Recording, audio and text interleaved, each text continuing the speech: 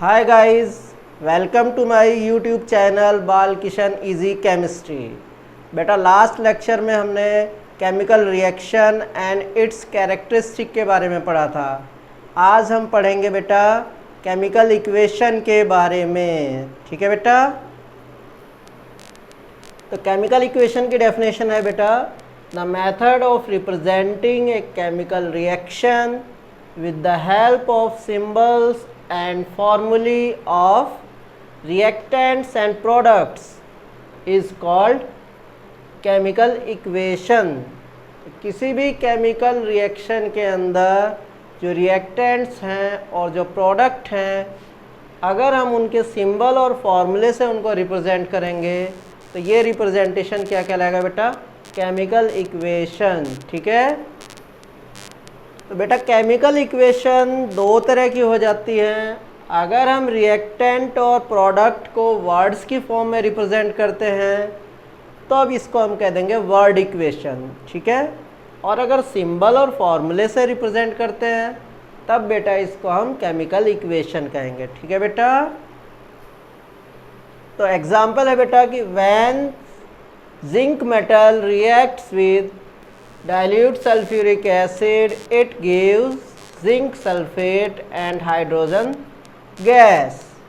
ठीक है बेटा, तो इसमें रिएक्टेंट कौन कौन हो गया?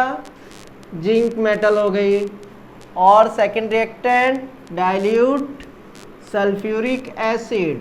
तो बेटा ये तो हो गए रिएक्टेंट, और इट गिव्स मीन्स प्रोडक्ट हो गई zinc sulphate and hydrogen gas. ठीक है बेटा, तो बेटा अगर वर्ड इक्वेशन लिखेंगे तो रिएक्टेंट जिंक और डाइल्यूट सल्फ्यूरिक एसिड, तो zinc plus dilute sulphuric acid ये हो गए बेटा रिएक्टेंट, और प्रोडक्ट क्या क्या हो गए? Zinc sulphate plus hydrogen gas. तो वर्ड्स की फॉर्म में लिख दिया तो ये हो गई वर्ड इक्वेशन। अब अगर हम बेटा इनको सिंबल से इनके रिप्रेजेंट कर दें तो ये हो जाएगी क्या? Chemical equation. तो जिंक का सिंबल हो गया Zn प्लस सल्फ्यूरिक एसिड का सिंबल H2SO4। कैसा लिया हमने? ये डाइल्यूट लिया है, गिव्स प्रोडक्ट बन गई zinc sulphate means ZnSO4 plus दूसरी प्रोडक्ट है बेटा हाइड्रोजन गैस तो H2। तो यहाँ पे हमने रिएक्टेंट और प्रोडक्ट को सिंबल से रिप्रेजेंट कर दिया, तो ये हो गई केमिकल इक्वेशन, ये हो गई वर्ड इक्वेशन। ठीक है बेटा, तो बैलेंस्ड केमिकल इक्वेशन बेटा किसको कहेंगे? The equation which contain equal number of atoms of each elements in the reactants and products is called balanced chemical equation.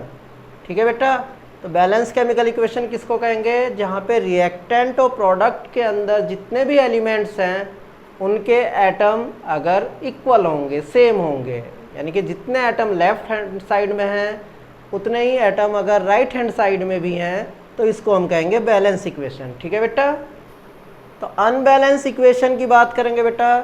तो अनबैलेंस इक्वेशन की डेफिनेशन जस्ट बैलेंस के जैसी ही है, बस केवल थोड़ा सा ही हमको चेंज करना है। बैलेंस में जहाँ पे इक्वल है उसकी जगह अनइक्वल कर दें। ठीक है, तो ये डेफिनेशन किसकी हो जाएगी? अनबैलेंस की। तो अनबैलेंस की डेफिनेशन हो गई कि the equation which contain unequal number of atoms of each elements in the reactant and product is called unbalance chemical equation. ठीक है बेटा, तो अगर नंबर ऑफ एटम सेम आते हैं रिएक्टेंट और प्रोडक्ट में सभी एलिमेंट्स के तो वो बैलेंस हो जाएगी, और अगर डिफरेंट आते हैं तो वो अनबैलेंस हो जाएगी। ठीक है बेटा, तो बेटा एग्जांपल लिया हमने Zn plus H2SO4 gives ZnSO4 and H2। तो रिएक्टेंट हो गए जिंक और सल्फ्यूरिक एसिड। तो एलिमेंट कौन कौन से हो गए बेटा? एक एलिमेंट तो हो गया जिंक, एलिमेंट हो गया हाइड्रोजन, एलिमेंट हो गया सल्फर, और एलिमेंट हो गया बेटा ऑक्सीजन। तो नंबर ऑफ एटम टैली करेंगे बेटा। जिंक के एटम कितने हैं यहाँ पे?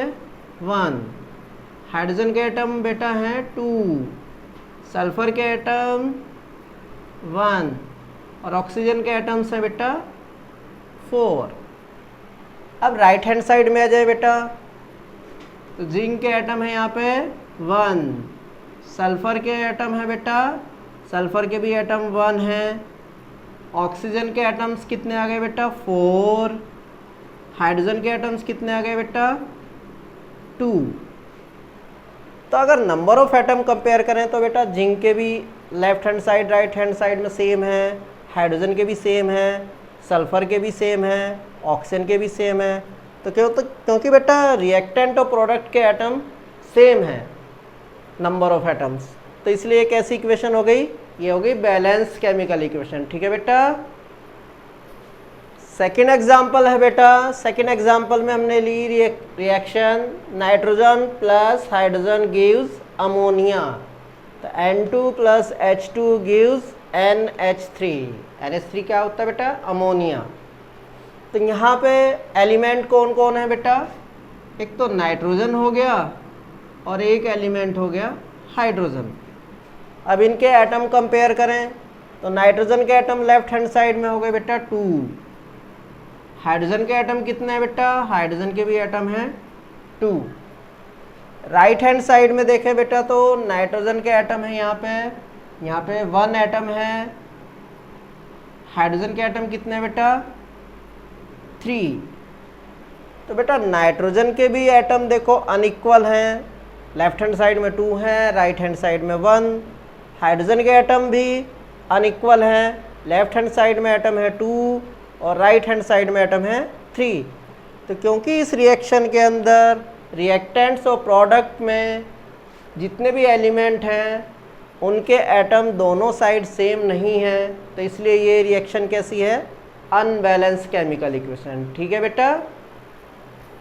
नेक्स्ट पॉइंट है बेटा इसमें importance of a balanced chemical equation. तो बैलेंस केमिकल इक्वेशन की इम्पोर्टेंस क्या होती है, तो बेटा बैलेंस केमिकल इक्वेशन जो है लॉ ऑफ कंजर्वेशन मास जो होता है उसके फेवर में होती है। ठीक है। लॉ ऑफ कंजर्वेशन ऑफ मास में क्या कहा गया था कि मास को ना तो हम क्रिएट कर सकते हैं ना ही डिस्ट्रॉय। तो रिएक्शन के अंदर मास अगर ना क्रिएट हो रहा है ना डिस्ट्रॉय हो रहा है, मीन्स रिएक्टेंट का टोटल मास जो होगा वो प्रोडक्ट के टोटल मास के इक्वल होगा। ठीक है। तो ये चीज़ क्लियर किससे होगी, ये बैलेंस केमिकल इक्वेशन से ही होगी। ठीक है बेटा। तो law of conservation of mass के बारे में बताया बेटा। तो law of conservation of mass क्या है कि mass can neither be created nor destroy, means total mass of reactant will be equal to total mass of products. ठीक है बेटा। तो अगर आप चाहते हैं कि हम आपके लिए अच्छी वीडियो ऐसे ही लाते रहें तो हमारे चैनल को सब्सक्राइब कीजिए, लाइक कीजिए वीडियो को। ठीक है बेटा।